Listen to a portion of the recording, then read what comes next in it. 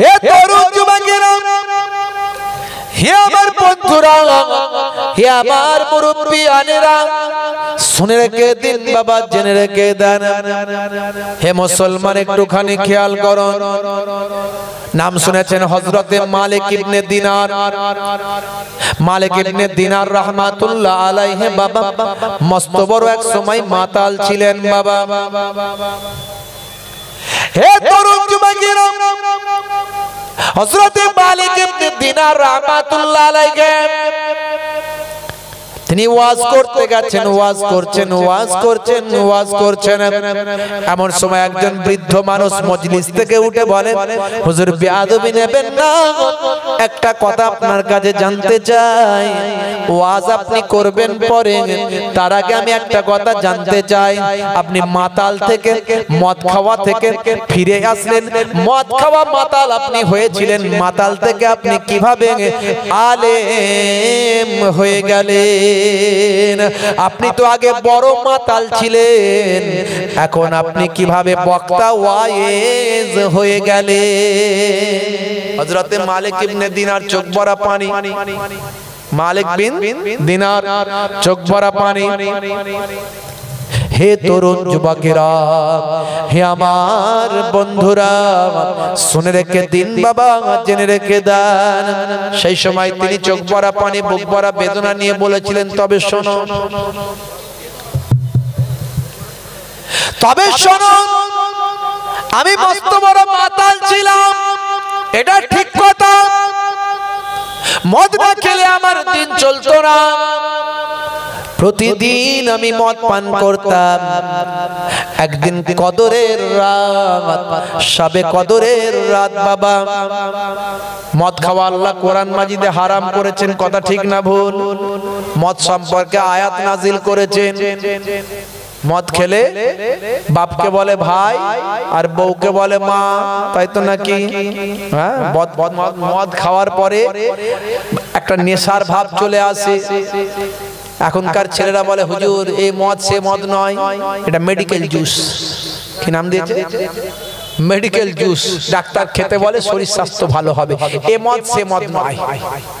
মনে রাখবেন, কুকুরের পেচ্ছাপ, কুকুরের পেচ্ছাপ সে কোয়ালিটি যেমনই হোক, বিলাতি কুকুরের হোক আর দেশি কুকুরের হোক, বিলাতি কুকুরের হোক, ট্রেনিং প্রাপ্ত কুকুরের হোক আর দেশি কুকুরের হোক, যে কুকুরের হোক না কেন, পেচ্ছাপ পেচ্ছাপ, ওই পেচ্ছাপটা যদি এক বালতি দুধে পড়ে, দুধটা খাওয়া যাবে? খাওয়া যাবে? মদ আল্লাহ হারাম করেছে, সে হারামকে কখনো হালাল করা যাবে না। মুসলমানের ছেলে মদকে মেডিকেল জুস বলে খায়, বলে শরীর স্বাস্থ্য ভালো হবে। ভাই হাই রে হাই, রাগ করবেন না ভাই। মদ খেলে বাপকে বলে ভাই আর বউকে বলে মা, মদ খাওয়ার পরিণতি এটাই। হে তরুণ যুবকেরা, হযরতে মালিক বিন দিনার রাহমাতুল্লাহ আলাইহি, হে তরুণ যুবকেরা শুনে রেখে দেন। সে সময় তিনি বলতে লাগলেন, হে বাবা বৃদ্ধ মানুষ, বাবা শুনে রেখে দেন, আমি কেমন করে এমন ওয়াইজ হলাম, বক্তা হলাম। আপনি ঠিকই বলেছেন, আগে আমি মাতাল ছিলাম, সবচেয়ে বড় মাতাল ছিলাম, এলাকার নামি দামি সবচেয়ে বড় বিখ্যাত মাতাল ছিলাম। প্রতিদিন আমি মদ পান করতাম, মদ না খেলে আমার ঘুম আসে না। হে তরুণ যুবকেরা, হে আমার বন্ধুরা, হে আমার মুরব্বিয়ানেরা, শুনে রেখে দিন বাবা, জেনে রেখে দেন। হযরতে মালিক বিন দিনার রাহমাতুল্লাহ আলাইহি সেই সময় বলেছিলেন, শুনে রেখে দাও, জেনে রেখে দাও, হে দুনিয়ার মানুষ শুনে রেখে দাও, আমি সত্যি মস্ত বড় মাতাল ছিলাম, মদ না খেলে আমার দিন কাটতো না। একদিনকার ঘটনা, প্রত্যেক রাত্রিতে আমি মদের বোতল নিয়ে বাড়িতে যাই, টেবিলে গিয়ে বসে নিশ্চিন্ত মনে মদের বোতল থেকে মদ ঢেলে ঢেলে খাই, খেয়ে দে আমি ঘুমিয়ে যাই। হে তরুণ যুবকেরা, মদের বোতল নিয়ে আমি বাড়িতে এসেছি, ওই রাতটা ছিল শবে কদরের রাত। হাজার মাস অপেক্ষা উত্তম। লাইলাতুল কদরে খায়রুম মিন আলফি শাহর, এই লাইলাতুল কদরের রাতটা হলো হাজার মাস অপেক্ষা উত্তম। হে তরুণ যুবকেরা, যে ওই একটা রাত ইবাদত করে কাটিয়ে দেয়, হাজার মাসের থেকে আল্লাহ বেশি ইবাদতের সওয়াব আল্লাহ দান করে দেয়। জোরে হবে না? জোরে হবে না? নারে দেখবে, আমি কদরের রাত্রিতেও মদের বোতল এনেছিলাম, টেবিলে যখন আমি রাখলাম, সে সময় আমি দেখতে পেলাম আমার স্ত্রী পাশের ঘরে, আমার স্ত্রী দূরে নামাজে মাশগুল আছে, আল্লাহর ইবাদতে মাশগুল আছে। আসসালাতু মিরাজুল মুমিনিন, নামাজ হলো মুমিনদের জন্য মেরাজ। মেরাজ মানে আল্লাহর সঙ্গে বান্দার দিদার। মেরাজ হয়েছিল নবীর সঙ্গে আল্লাহর। আল্লাহ নবীকে ডেকেছিলেন, নবী গিয়েছিল আল্লাহর আরশে আজিমে গিয়েছিল, আল্লাহর সঙ্গে মোলাকাত করেছিল, এর নাম হলো মেরাজ। আর বান্দা যখন নামাজে দাঁড়িয়ে যায়, রাসূল বলেন এই নামাজটা হলো এমন নামাজ যেটা আল্লাহর সঙ্গে বান্দার মেরাজ দিদার হয়ে যায়। হে তরুণ যুবকেরা, সেই সময় তিনি বলেন আমার স্ত্রী নামাজে মাশগুল ছিলেন, নামাজ পড়ছিলেন, সেই সময় আমার স্ত্রী নামাজে মাশগুল আছেন। আমি মদের বোতলটা নিয়ে টেবিলে রাখলাম। আমার একটা ছোট্ট বাচ্চা 6 বছরের মেয়ে, সে আমি পিতাকে বড্ড ভালোবাসতো, আব্বা আব্বা বলে দৌড়ে আসতো। যখন আমি রাতের বেলা মদের বোতলটা নিয়ে গিয়ে টেবিলে রাখলাম, সে সময় দেখতে পাই, হে তরুণ যুবকেরা, হে আমার বন্ধুরা, সে আব্বা আব্বা বলে ছুটে ছুটে ছুটে ছুটে আমার কাছে চলে আসে। হঠাৎ করে টেবিলে ধাক্কা রাখলো, এই ধাক্কা লেগে মদের বোতলটা নিচে পড়ে ভেঙে যায়। হে জওয়ান যুবকেরা, হে বাবা বৃদ্ধ, সেই রাতে আমার আর মদ পান করা হলো না, আমি মদ না খেয়েই আমি ঘুমিয়ে যাই। আমি মদ না খেয়ে ঘুমিয়ে গেলাম। আবার পরের দিন থেকে আবার মদ পান করতে লাগলাম। এইভাবে আবার 1 বছর চলল। দ্বিতীয় বছরে আবার যখন কদরের রাত আসলো, সেই দিনেও আমি মদের বোতলটা নিয়ে এসেছিলাম। মদের বোতলটা নিয়ে এসে আমি টেবিলে রেখেছিলাম। টেবিলে রেখে যখন আমি খেতে যাব, তখন আমার ওই বাচ্চা মেয়েটার কথা মনে পড়ল। গত বছর এই কদরের রাতে মদের বোতলটা পড়ে গিয়ে ভেঙে গিয়েছিল। আমার ওই বাচ্চা মেয়েটা ছুটে এসে আমাকে আব্বা বলে জড়িয়ে ধরেছিল। সেই সময় আমার টেবিলে ধাক্কা লেগে মদের বোতলটা পড়ে গিয়ে ভেঙে গিয়েছিল। কিন্তু হাই রে হাই, হাই রে হাই, আজকের দিনে সেই বাচ্চা কলিজার টুকরা মেয়েটা আর আমার বেঁচে নাই। মনে পড়ে গেল সেই বাচ্চা মেয়ে, কলিজার টুকরা মেয়েটা আমার মারা গেছে, বেশ কিছুদিন হয়ে গেল। সেই বাচ্চা মেয়েটা আজকের দিনে মদের বোতলটা আমার ঠেলে ফেলে দিয়েছিল, ভেঙে গিয়েছিল, মদ পান করা আমার হয় না। এই মেয়েটার মুখটা আমার ভাসতে লাগলো। ওই রাত্রিতেও আমি আর কদরের রাত্রিতে মদ পান করলাম না। হে তরুণ যুবকেরা, মদের বোতলটাকে রেখে দিয়ে আমি ঘুমিয়ে গেলাম। এমন সময় আমি ঘুমের মধ্যে স্বপ্ন দেখছি। ঘুমের মধ্যে আমি একটা স্বপ্ন দেখছি, একটা বিরাট বড় অজগর সাপ, তার চেয়ে আরো ভয়ঙ্কর সাপ জঙ্গলে আমাকে তাড়া করেছে, আমাকে খেতে আসছে, আমাকে গিলে ফেলবে, আমাকে খেয়ে ফেলবে। আমি ছুটছি, আমি ছুটছি, আমি ছুটছি, আমি ছুটছি। হে তরুণ যুবকেরা, এখনই আমাকে গিলে খেয়ে ফেলবে। আমি ছুটতে শুরু করলাম। ছুটে ছুটে ছুটে ছুটে বেশ কিছু দূর যাওয়ার পরে দেখলাম রাস্তার ধারে একটা দুর্বল মানুষ পড়ে আছে। তার সারা শরীরে গোস্ত পোস্ত তেমন কিছু নাই, যেন হাড় হাড্ডি পড়ে আছে, তার ওঠার আর ক্ষমতা নাই।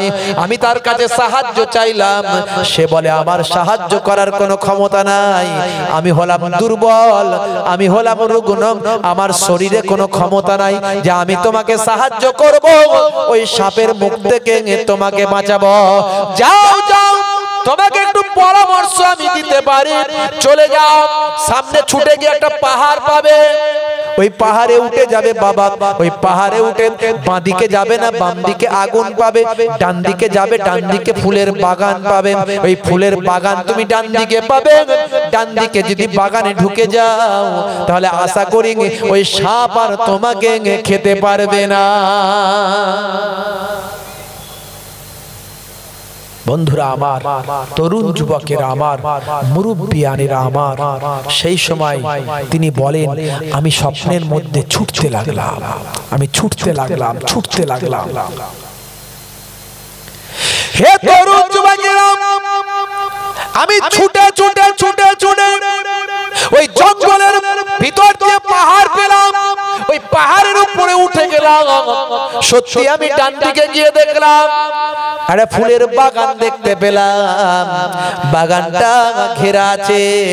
ওই গেটের কাছে গিয়ে দেখলাম হাই রে হাই, একটা দরওয়ান দেখা যায়। ওই দরওয়ানকে রিকোয়েস্ট করলাম, হে দরওয়ান দরজা খুলে দাও, ওই সাপ আমাকে তাড়া করেছে, এখনই খেয়ে ফেলবে, ভিতরে আমাকে যেতে দাও। কিন্তু দরওয়ান দরজা খুলতে চাই না। তারা ওই বাচ্চাগুলোকে, এই বাগানে যে বাচ্চাগুলো খেলছিল তাদের আহ্বান জানায়, দেখো তো বাচ্চারা একটা মানুষের সঙ্গে ঢুকতে চায়। হে তরুণ যুবকেরা, এমন সময় বাচ্চাগুলো যখন ছুটে আসে গেটের পাশে, সেই বাচ্চাগুলো যারা ছুটে এসেছিল তার মাঝখানে আমি আমার কলিজার টুকরা মেয়েটিকেও দেখতে পেলাম। সেই মেয়েটি যখন আমার সামনে এসে আব্বা বলে দাঁড়িয়ে যায়, পেছনে আমার সাপটা আমাকে গিলে ফেলতে চায়। ওই মেয়েটির সঙ্গে সঙ্গে ছোট কচি হাত নিয়ে ওই সাপের দিকে একটা থাপ্পড় ঝেড়ে মেরে দেয়। ওই এক থাপ্পড়ে সাপটা মারা যায়। আমি আমার কলিজার টুকরা মেয়েটিকে বলেছিলাম, কি ব্যাপার যে সাপের ভয়ে আমি এত দূর ছুটে ছুটে আসলাম, যে সাপ আমাকে এখনই গিলে ফেলতো। তুমি একটা ছোট্ট মেয়ে, বাচ্চা মেয়ে, তোমার কচি কচি সোনার হাতগুলো নিয়ে তুমি সাপটাকে মারলে, সাপটাকে মেরে ফেললেন। এত বড় সাপ, সে তোমার এক চড়েতেই মারা গেল।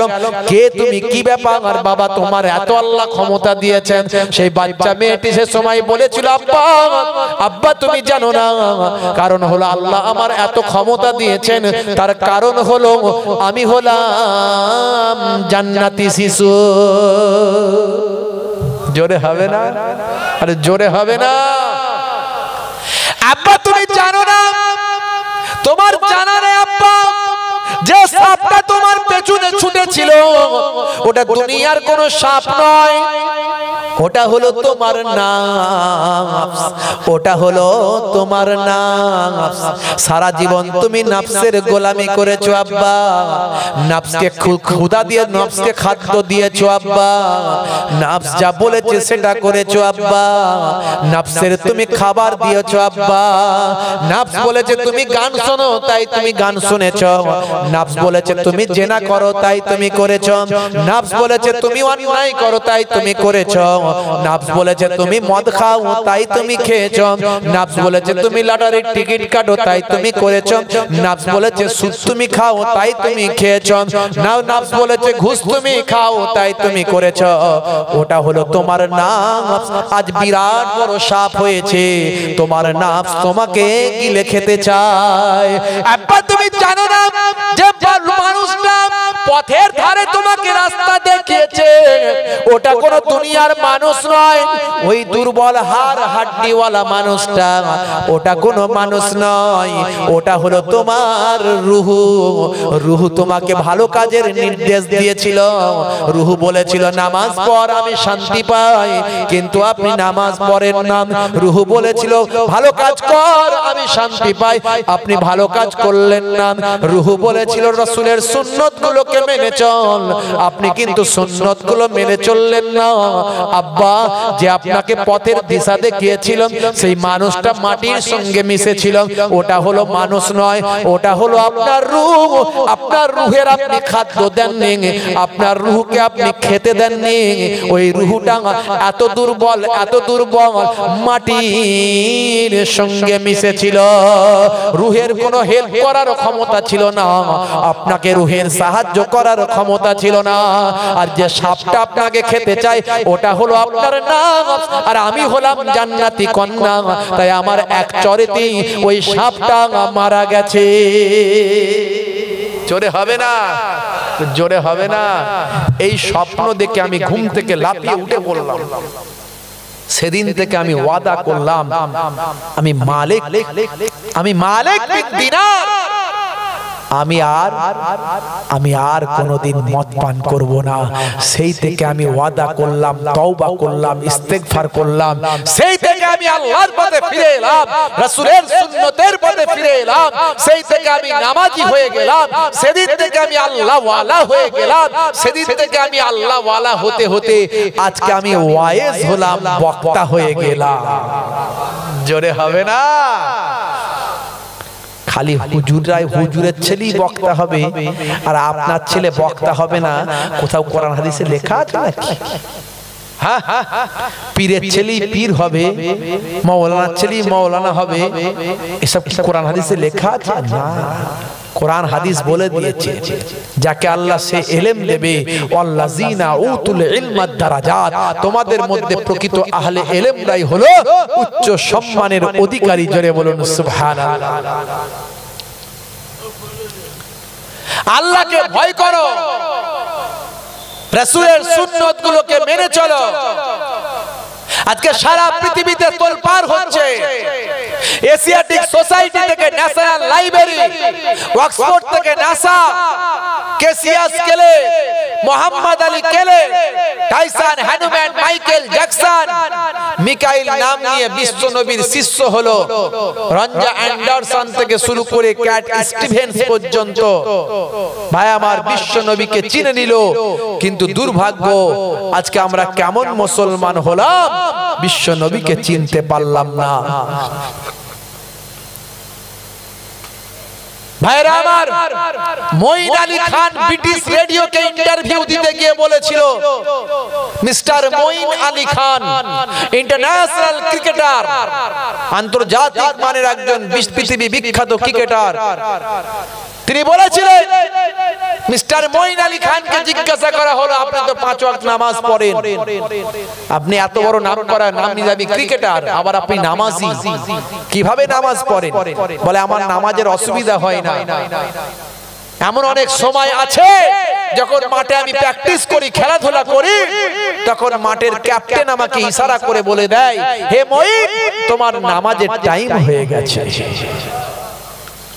যদি আপনি আল্লাহ ওয়ালা হন, আপনার মাদাদের জন্য, সাহায্যের জন্য আল্লাহ কুদরতি ভাবে ফারিস্তা পাঠিয়ে দেন। জোরে বলুন সুবহানাল্লাহ।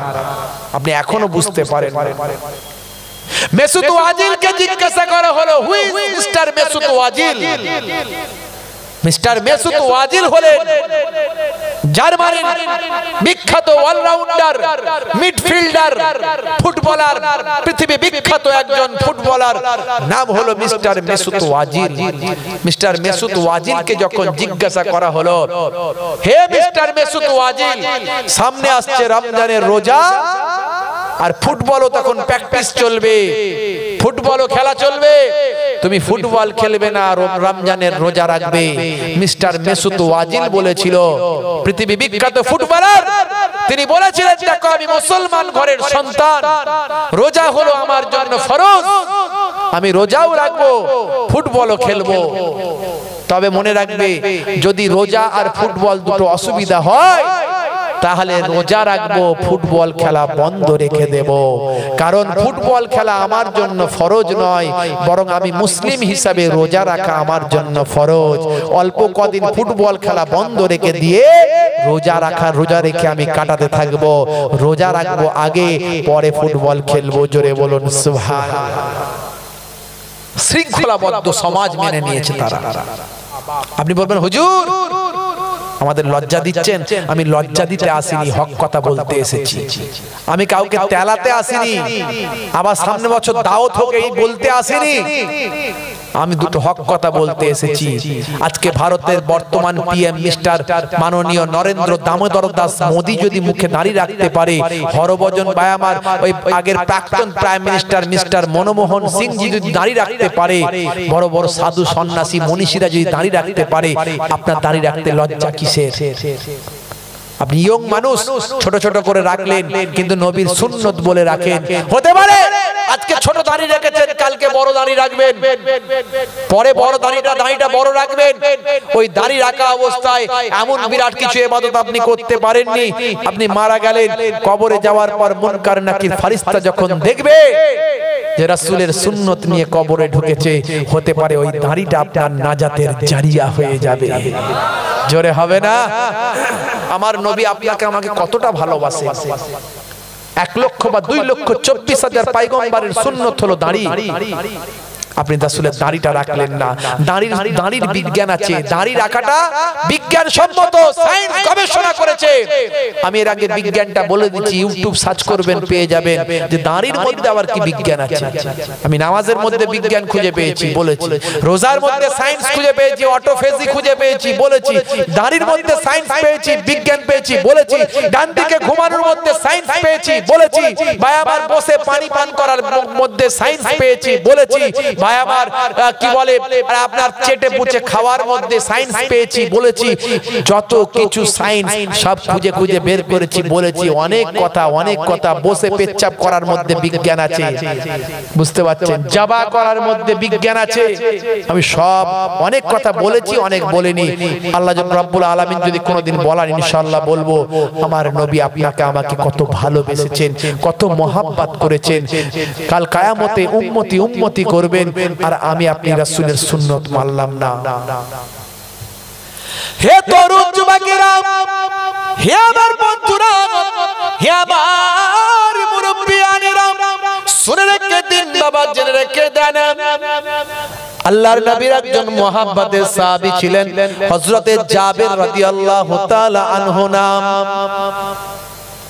হযরতে জাবের রাদিয়াল্লাহু তাআলা আনহু মুহাব্বতের সাহাবী বাবা। হে তরুণ যুবকেরা, গরীব সাহাবী হযরতে জাবের রাদিয়াল্লাহু তাআলা আনহু, তার বড় আশা হলো, বড় ইচ্ছা হলো, দো জাহানের বাদশাহ হাবিবুল্লাহ, আখিরি জামানার পয়গম্বর, যার জন্য আল্লাহ কুল কায়নাত সৃষ্টি করেছেন, সেই বিশ্ব নবীকে একটু আমার ঘরের মেহমান বানাবো। নবীকে মেহমানদারি করাবেন। আজকাল আমরা মেহমান বাড়িতে এলে বিরক্ত হয় কি হয় না? ঘরের মেয়েরা বেশি বিরক্ত হয়। দূর বাবু, তোমার এসব আত্মীয় স্বজনকে আসতে বারণ করো, বরং এক কাজ করো, রাস্তায় দাঁড় করিয়ে হোটেল থেকে খাইয়ে দাও, একটু চা পানি ওখান থেকে খাইয়ে দাও। আজকাল মহিলারা বড় বিরক্ত হয় মেহমান এলে।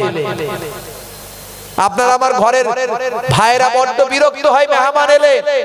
বন্ধু যদি ফোন করে, কই রে, তোর সঙ্গে দরকার ছিল, তোর বাড়ি যাচ্ছি, বলে এক কাজ কর, বাড়িতে আসতে হবে না, আমি খুব ব্যস্ত আছি, আমি বাজারে যাচ্ছি, ওই বাজারে তুই একটা কাটিয়াহাট বাজারে চলাই, ওখানে বসে চায়ের দোকানে কথা বলে নেব। বাড়িতে আর আসতে দিচ্ছে না, মেহমানদারি করাতে হবে, বউ বিরক্ত হবে। কথা ঠিক ঠিক। হে তরুণ যুবকেরা, হযরত ইব্রাহিম আলাইহিস সালাম একজন পয়গম্বর। হে তরুণ যুবকেরা, হযরত ইব্রাহিম আলাইহিস সালাম কিতাবের মধ্যে দেখতে পাওয়া যায় তিনি মেহমান বড্ড ভালোবাসতেন। মেহমান যেদিনে আসতো না, সেদিনে তিনি রোজা রেখে কাটিয়ে দিতেন। যেদিনে মেহমান আসতো, সেদিনে তিনি মেহমানদের নিয়ে একসঙ্গে খাওয়া দাওয়া করতেন। বলুন না সুবহানাল্লাহ। মেহমান যখন আপনার বাড়িতে আসে, সে তার রুজি নিয়ে আসে। আল্লাহ তার মাধ্যমে রুজিটা বাড়িতে বরকত দেন। আপনি বুঝতে পারলেন না, আপনি যদি মেহমান বড্ড ভালোবাসেন, মেহমানের রুজিটা আমার আল্লাহ গায়েবী ভাবে আপনাকে অন্যভাবে দান করে দেন। হে তরুণ যুবকেরা, মেহমানকে ভালোবাসা রাসূলের সুন্নাত। একদিন বিশ্বনবীর বাড়িতে একটা মেহমান এসেছে। মেহমান হলো ইহুদি।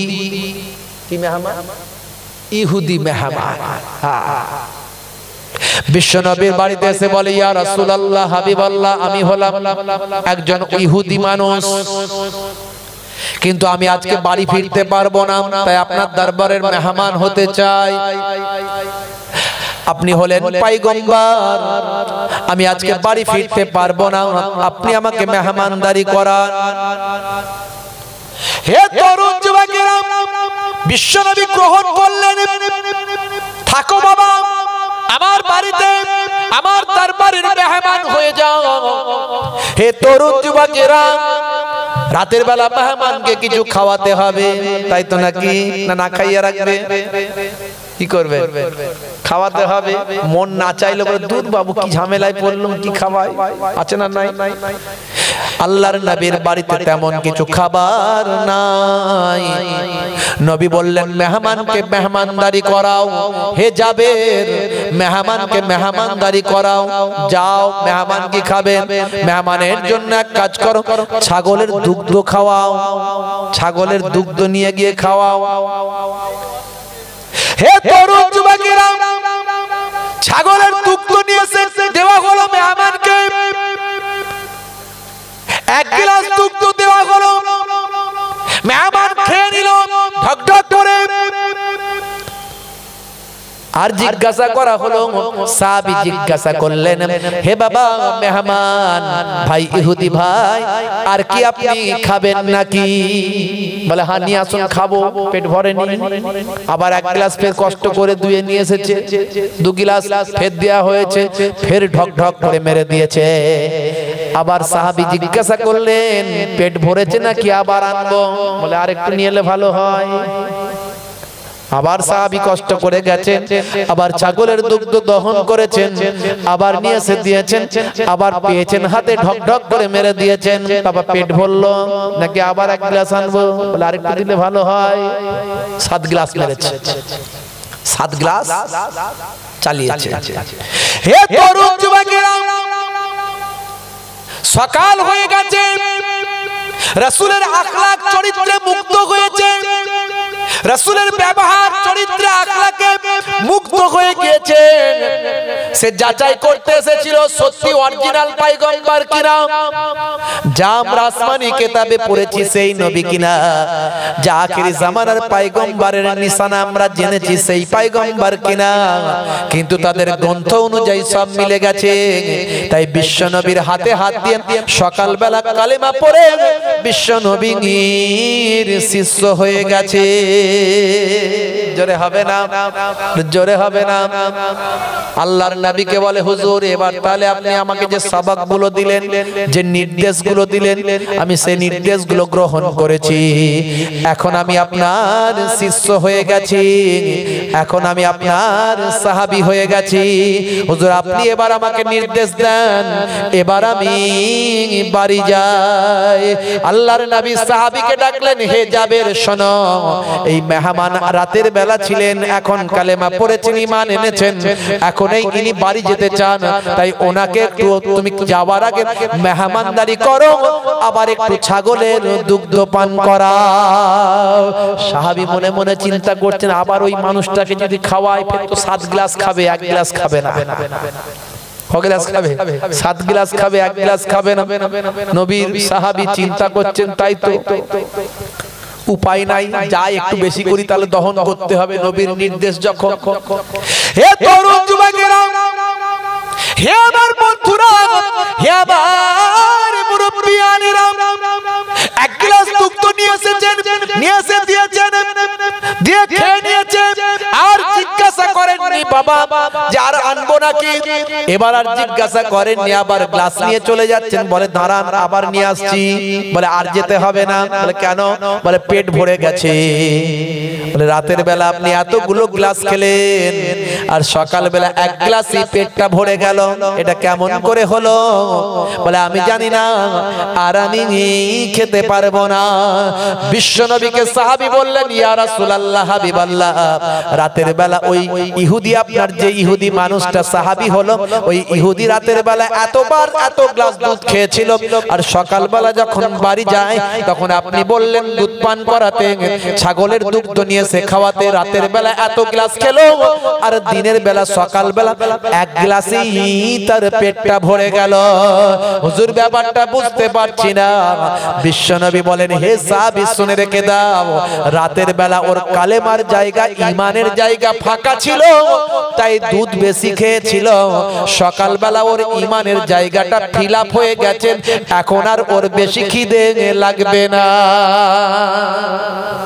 জোরে হবে না, জোরে হবে না, এখন ঈমান দিয়ে পূর্ণ হয়ে গেছে তাই ও আর অতিরিক্ত খেতে পারবে না, যতটুকু প্রয়োজন ততটুকু খাবে। আপনি বিসমিল্লাহ বলে খাবেন, দেখবেন পরিমিত খাবার আপনার পেটে ঢুকবে, ওর বেশি নয়। আর বিসমিল্লাহ বলে না বলে খাবেন, রাক্ষসের মতো খেয়ে নিচ্ছেন, মনে মনে করছে বহুত খাচ্ছি, খেয়ে নিয়ে আর বদহজম, গ্যাস, অম্বল, ঢক ঢুক, ঢেকুর, নানা রকম অসুবিধা। ভাই আমার উপায় নাই। বন্ধুরা আমার, তরুণ যুবকেরা আমার, বিশ্বনবী আপনাকে আমাকে শিখিয়ে দিয়েছেন সবকিছু। নবী আপনাকে আমাকে দয়া মায়া শিখিয়েছেন, মহাব্বত শিখিয়েছেন, ভালোবাসা শিখিয়েছেন। আপনাকে আমাকে কতটা ভালোবেসেছেন বিশ্বনবী। সাহাবী দাওয়াত করেছেন, ইয়া রাসূলুল্লাহ আমার বাড়ির মেহমান করব আপনাকে।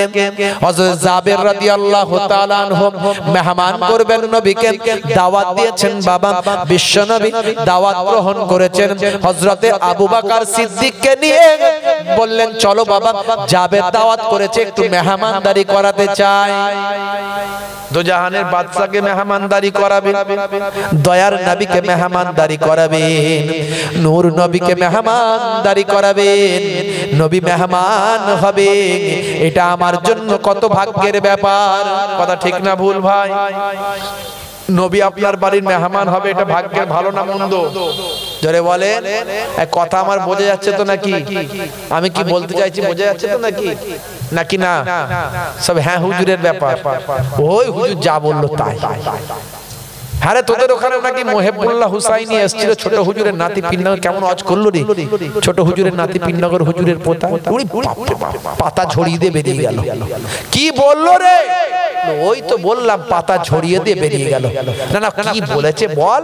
মানে খোদার কসম বলছি, এ কান্দে ঢুকেছে ওই কান্দে বেরিয়ে গেছে, কিছু মনে নাই। বলার উদ্দেশ্য একটাই, আপনি আল্লাহর নির্দেশের বাইরে যেতে পারবেন না, রাসূলের সুন্নতের বাইরে যেতে পারবেন না, তাহলে কিন্তু বিপদ আপনার আসবেই আসবে। কারণ ইসলাম একটা গণ্ডি শিখিয়েছে, সে গণ্ডির বাইরে চলা যাবে না। এখন প্রত্যন্ত গ্রাম থেকে কলকাতায় এসেছে দাঁতের ডাক্তার দেখাতে, বুঝতে পারছেন? প্রত্যন্ত গ্রাম, ঝাড়খণ্ডের পাশে, ঝাড়গ্রামের পাশে, ভাই আমার ঝাড়খণ্ডের লাগোয়া আপনার পুরুলিয়ার শেষ সীমান্ত, সেখান থেকে এসেছে ধরুন কলকাতায় দাঁতের ডাক্তার দেখাতে। বাংলা একটু পড়তে পারে, বুঝতে পারছেন? বাংলা একটু পড়তে পারে। এখন কলকাতায় পাকসাক্কাস এলাকায় সিঁড়ি দিয়ে উঠছে উপরে, দেখছে লেখা আছে দাঁত কে লিয়ে উপর আইয়ে। दांत के लिए बिंदु आकार तो दांत के लिए कयकार लयरसी के लिए के लिए ऊपर आइए लेखा वो चिंता करलो जे दांत के लिए যেতে বলেছে दांत के लिए হি করে করতে যাচ্ছে এখন কম্পাউন্ডার ধরে বলতে এই হতভাগা এই হি করছিস কেন তোমরাই তো লিখে রেখেছো দাঁত के लिए ऊपर दांत के लिए ওই দাঁত के लिए নয় রে ভাই দাঁত के लिए মানে দাঁতের জন্য হুজুর তুই যা বলবি বল আমি কান করেছি হাওড়ার পোল এদিক দিয়ে ঢুকবে আর ওদিক দিয়ে বেরিয়ে যাবে উপরের লেভেল ভালো ভিতরের ইঞ্জিন কালো উপরে মাল নোকিয়া আর ভিতরের মাল চায়না বুঝতে পারছো এত বড় হাইব্রিড তসবি নিয়ে বাজারে বলছে পটল কত করে খাটা খাটা খাটা খাটা খাটা খাটা মেশিন চলছে খাটা খাটা খাটা খাটা খাটা খাটা ভাই আলু কত করে বলছে 20 টাকা 15 টাকা হবে না খাটা খাটা খাটা খাটা খাটা খাটা কটা মেশিন একটা না দুটো डबल इंजिन गाड़ी नाकि एदिके तसबिह जिकिर होच्छे ओदिके आलू पटलेर दामও হচ্ছে আল্লাহর দরবারে কাজ হবে না অন্তরটাকে ঠিক করতে হবে হৃদয়টাকে ঠিক করতে হবে তবে আমলটা আল্লাহর দরবারে যাবে আলা বিযিকরিল্লাহি তাতমাইন্নুল কুলুব, তোমার অন্তরের শান্তি দিতে পারে একমাত্র আল্লাহর জিকির। আল্লাহর জিকির তোমাকে একমাত্র অন্তরের স্বস্তি দিতে পারে। এত টাকা ইনকাম করেছো, মনে শান্তি নাই। এত বড় জমিদার, এত বড় ব্যবসায়ী, মনে শান্তি নাই। আসলে তুমি আল্লাহ ভুলে গেছো, রাসূল ভুলে গেছো। সাহাবী দাওয়াত করেছেন, নবী কেমন ভালোবাসেন আপনাকে আমাকে। সাহাবী চিন্তা করছে আমার দো জাহানের বাদশা আসছে, হাবিবুল্লাহ আসছে, তাকে আমি মেহমানদারি করাবো। তাই তিনি ছাগল একটা জবাই করেছেন, বাড়িতে ছিল একটা ছাগল, জবাই করেছেন। সাহাবীর দুটো ছেলে, দুটো বাচ্চা, ছোট ছোট বাচ্চা, তারা কোনোদিন ছাগল জবাই করা দেখেনি।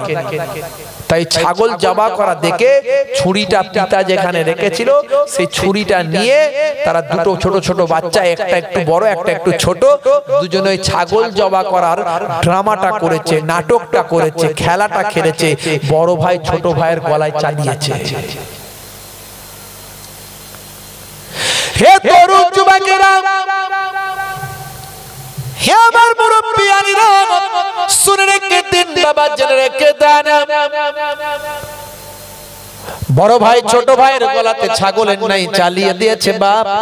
দেবার সঙ্গে সঙ্গে ছোট ভাই ইন্তেকাল করেছে। হইচই চিৎকার আওয়াজ বেরোতে শুরু হয়েছে। মা দেখতে পেয়ে গেছে। মা বলছে, কি করলি বাবা, কি করলি? এই ছেলে কি করলি বাবা, কি করলি? ছেলে ছুটতে শুরু করেছে, ভয়ে ভুল করে ফেলেছে, অন্যায় করে ফেলেছে, বুঝতে পেরেছে। ছাদের উপর উঠে গেছে, চালের উপর উঠে গেছে, সেখান থেকে হঠাৎ করে সেও পড়ে গেছে। সে পড়ে গিয়ে সেও মারা যায়। বড় ভাই ইন্তেকাল করলো, আর ছোট ভাইও ইন্তেকাল করেছে। হে তরুণ যুবকেরা, ওদিকে সাহাবীর বাড়িতে বিশ্বনবী আসবেন। বিশ্বনবী বাড়িতে আসবেন, ঘরেতে দুটো ডেড বডি বাবা। সাহাবী চিন্তা করলেন, হাই রে হাই, এই মুহূর্ত আমি জীবনে পাবো না। আখেরি জামানার পয়গম্বর আমার বাড়িতে আসছে, তাই আমার সন্তান রাজকে মারা গেল। হাই, আমার সন্তানদের মৃত্যু হয়েছে। হাই রে হাই, এ আমার কি তাকদীর, কি কপাল হয়। আমার আখেরি জামানার পয়গম্বর বাড়িতে আসবেন, আর আমার দুটো কলিজার টুকরা সন্তান ইন্তেকাল করলো। সবই আল্লাহর ইচ্ছা, সবই আমার তাকদীর, সবই আমার কপাল। তবে সন্তানরা মারা গেছে, ইন্তেকাল করেছে। নবী যদি জানতে পেরে যায়, তাহলে আমার বাড়ির আর মেহমান তিনি হবেন না। দেখেছেন কেমন ভালোবাসা, কেমন মহাব্বত, নবীকে কেমন ভালোবেসেছে। আর আমরা মুখে ভালোবেসেছি, কাজে নয়। হে তরুণ যুবকেরা, হে আমার বন্ধুরা, হে আমার মুরব্বিয়ানেরা, এমন সময় দেখতে পাওয়া যায় আল্লাহর নবী যখন বাড়িতে এসেছেন, ওদিকে সাহাবী রান্না বাড়া সব কমপ্লিট করে দিয়েছেন। দুটো বাচ্চাকে কাফনের কাপড় পরিয়ে এক ঘরেতে শুইয়ে রেখে দিয়েছেন। পাড়া প্রতিবেশীকে কাউকে জানতে দেন না, পরিবেশটা শান্ত রেখেছেন। ভাই আমার, দোস্ত আমার, মুখেতে কিন্তু হাসি লাগিয়ে রেখেছেন। হৃদয়টা তার কষ্টে চৌচির হয়ে যায়, কিন্তু মুখে তিনি শান্তি রেখেছেন, হাসি রেখেছেন। তার কারণ হলো দয়ার নবী, বিশ্ব নবী আমার বাড়ির মেহমান। এই মুহূর্ত যদি চলে যায়, দয়ার নবী যদি এসে ফিরে যান, তিনি আর মেহমান হবেন না। আমার ঘরের বাচ্চারা ইন্তেকাল করেছে যদি নবী জানতে পারেন, আর আমার ঘরের হয়তো মেহমান হবেন না, আমি লজ্জিত হয়ে যাব, আমার নবীকে মেহমানদারি করতে পারবো না। আহারে আহা, দো জাহানের বাদশা, যার জন্য জমিন আসমান কুল কায়নাত, সেই নবীকে মেহমানদারি করতে পারবো না। সবচেয়ে আগে আমি নবীকে মেহমানদারি করব, তারপরে বাচ্চাদের কথা সবাইকে জানাবো। হে তরুণ যুবকেরা, হে আমার বন্ধুরা, হে আমার মুরব্বিয়ানেরা, আর সাহাবী কেমন ভালোবেসেছে নবীকে, কেমন মহব্বত করেছে নবীকে। হাই রে হাই, দেখতে পাওয়া যায় সেই সময় সাহাবী নবী যখন দরজার সামনে এসে সালাম দিয়ে আওয়াজ দেয়, সাহাবী তখন ওয়েলকাম, স্বাগতম, আহলান সাহলান জানায়।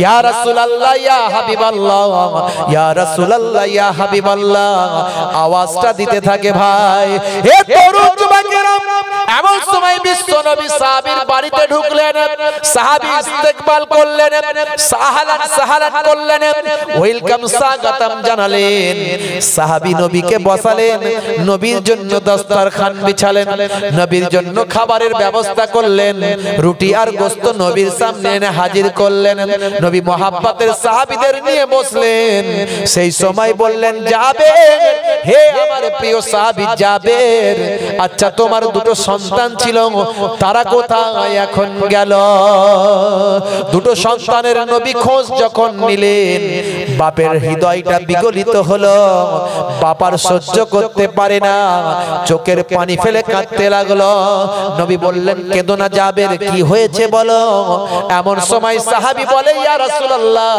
আমার কলিজার টুকরা দুই সন্তান কিছু সময় আগে ইন্তেকাল হয়ে গেল হে তরুণ যুবকেরা নবী বলেন কেমন করে সাহাবী সব খুলে বললেন ইয়া রাসূলুল্লাহ এইভাবে তাহলে তুমি কাউকে বলো না বলে ইয়া রাসূলুল্লাহ আমি কেমন করে বলতে পারি আপনি তো জাহানের বাদশা আমার বাড়ির মেহমান আপনি যদি জানতে পারেন আর মেহমান হবেন না তাই আমার কলিজার টুকরা বাচ্চাদের সাদা কাফনে কাপড় পরিয়ে আমি ঘরের এক কোণাতে শুইয়ে রেখেছি ইয়া রাসূলুল্লাহ আগে আপনাকে মেহমানদারি করতে চাই কিন্তু তার আগে আপনি আমাকে বলে দিলেন ইয়া রাসূলুল্লাহ আপনাকে জানিয়ে দিলাম হুজুর বিয়াদবি নেবেন না আপনি আমার বাড়ি থেকে চলে যাবেন না প্লিজ আপনি মেহমান হয়ে যান আমাকে ধন্য করুন আপনার কদমের ধুলো আমার বাড়িতে পড়েছে এতে আমি জাবের ধন্য হয়েছি